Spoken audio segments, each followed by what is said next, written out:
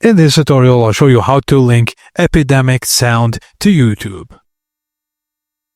Firstly, go to epidemicsound.com, then click on Sign In and enter your credentials. If you don't have an account, click Start Free Trial or Subscribe. After logging in, click on your profile icon in the top right corner. Select Account from the drop-down menu. In your account dashboard, look for Connected Channels or Usage section, then click on Connect a Channel.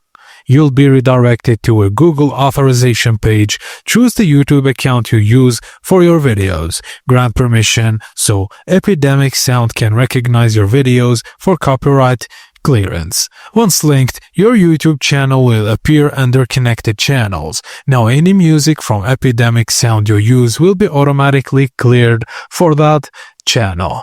And if you want to use music on multiple channels, add more under the same Connected Channels section depending on your plan. You're now linked to Epidemic Sound and your YouTube channel.